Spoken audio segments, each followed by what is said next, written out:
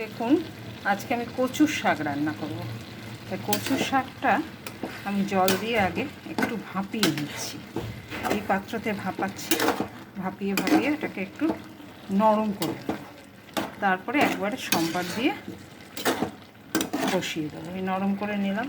এই দেখুন, নরম করে আমি এটার মধ্যে কচুর শাকগুলোকে রাখছি, দেখেছেন তো? আর এখানে আমি বসিয়ে নরম করছি। দেখুন, অনেকটা কচুর শাক, আমি একটা রসুন নিয়ে নিয়েছি, আর 10খানা কাঁচা লঙ্কা নিয়েছি, অর্ধেকটা মাছের মাথা নিয়েছি, আর ফোড়নের জন্য 2টো শুকনো লঙ্কা নিয়েছি। এবার আমি আগে রসুনটা আর কাঁচা লঙ্কাটা থেতো করে দেবো। বাটবো না, বাটার মতো সময় নেই, আমি তাড়াহুড়ো করে রান্না করি। আমি থেতো করে দেবো, তাতেই আমার কাজ হয়ে যাবে। হ্যাঁ, আপনারা যদি সময় পান বেটে নেবেন। আমাকে চটজলদি রান্না করে বেরোতে হয়, তো সেই জন্য আমি থেতো করে দিয়ে দেবো।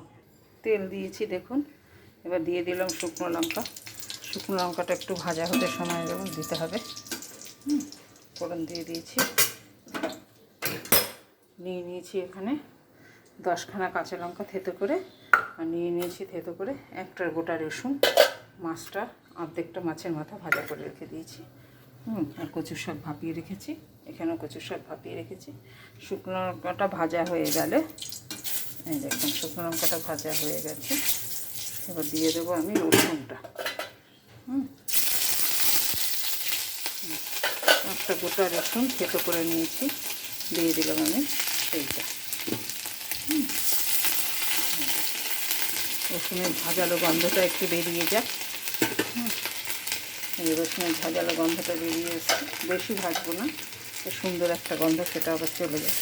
দিয়ে দিলাম 10খানা কাঁচা লঙ্কা। যে কাঁচা লঙ্কাটা থেতো করে রেখেছিলাম সেইটা দিয়ে দিলাম। আমি এর মধ্যে আর কিচ্ছু দেবো না, রসুন কাঁচা লঙ্কা ফোড়ন দিয়ে রান্না করব। দেখবেন কত চটজলদি রান্না করছি এবং কত কম মশলায়। ওই যেটুকু তেল দিলাম ওইটুকু তেলই দিলাম। এই দেখেন, এটা ভাজা মোটামুটি আমার হয়ে গেছে। আমি এবার মাছের যে অর্ধেকটা মাথা ভাজা করে রেখেছিলাম, এই যে সেটা এবার দিয়ে দেবো। এটা আমি ভেঙে দেবো, দিয়ে আমি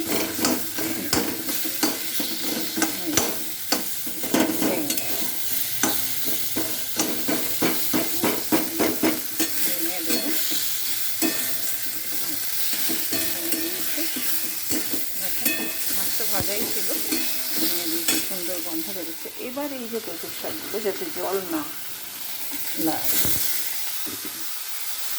তুলে আমি আস্তে আস্তে দিয়ে দেবো।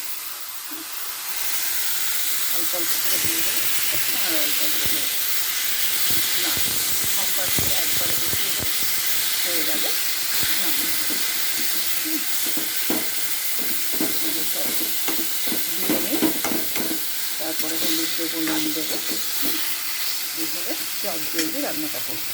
দেখুন, আমি দিয়েছি, তাতেও সম্বার দিয়ে বসিয়েছি, তাতেও জল উঠছে, এবং জল উঠুক তাতে আমার কোনো দুঃখ নেই, কারণ অনেক কিছুই দেখুন ভাপ দেওয়ার পরেও গোটা গোটা চেয়ে রয়েছে। এই যে দেখুন চেয়ে রয়েছে, এগুলো এই যে জলটা উঠেছে, এই জলে আরও ভালোভাবে সেদ্ধ হয়ে যাবে।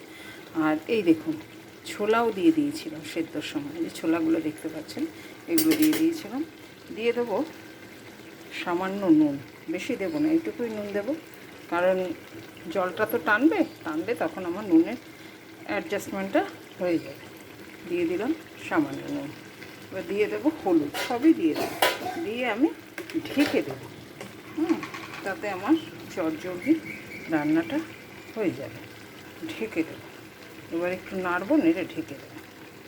হয়ে গেলে পরে নামানোর সময় একটু দরকার হলে সরষের তেল দিয়ে নামিয়ে নিতে পারি। ঢেকে দিলে পরে যেগুলো এখনও চেয়ে আছে, এই দেখুন মাঝে মাঝে চেয়ে আছে, সেইটা মিশে যাবে। মাছের মাথা গেছে ভেতরে, প্রত্যেকটা শাকের সঙ্গে ভালো করে মিশে যাবে, আর এতটা পরিমাণ থাকবেও না, পরিমাণটাও কমে আসবে। আপনারা ঠান্ডা করেও চিপে জল একদম ফেলে দিয়ে করতে পারেন, আমিও সেটাই করার চেষ্টা করেছি, কিন্তু কিছু দেখছি চেয়ে রয়েছে, তো তাই একটু জল থাক না, তাতে অসুবিধার কী আছে, আর একটু ভালোভাবে গলুক, সেই জন্য দিয়ে দিয়েছি। তার সঙ্গে মাছের মাথা মশলাগুলো সমস্তটাই ভেতরে ঢুকবে, সেই জন্য দিয়ে দিয়েছি। তো এইভাবে করে নামিয়ে নেব। আমার যা দেওয়ার সব দেওয়া হয়ে গেছে, আমি শুধু এটাকে আর একটু ভালো করে সেদ্ধ হতে দেবো, জল টেনে যাবে। একটু সরষের তেল দিয়ে ভাজ লাগবে, থেকে দেবো, নামিয়ে দেবো। আমি এটাকে একটু এই কন্ডিশনে আছে দেখুন। আমি এটাকে এখন একটুখানি আর একটু ভালো করে সেদ্ধ হওয়ার জন্য আমি ঢেকে দিলাম। অনেকটা শাক রয়েছে, এই জন্য আমি 4টে মতো গুড়ের বাতাসা দিয়ে দিলাম। এটা গলে যাবে, এখন জলটা টেনে এসছে অনেকটাই, সেই জন্য আমি দিয়ে দিলাম এটা। কারণ একটু শাকটা মিষ্টি মিষ্টি না হলে ভালো লাগে না কচুর শাক। দেখেন হয়ে এসছে আমার কচুর শাক। আর একটু জলটা টেনে গেলে আমি এটা নামিয়ে ফেলি। জল রয়েছে, জল উঠছে, হয়ে গেল। কত কম সময়, কম মশলায় চট জলদি কচুর শাক। আর একটু টেনে গেলে আমি নামিয়ে নেব। দেখুন কচুর শাকটা পুরো নিয়ে এসছে, একদম নরম হয়ে গেছে, লেই হয়ে গেছে। এবার টেনেও এসছে, দেখেছেন, টেনেও এসছে।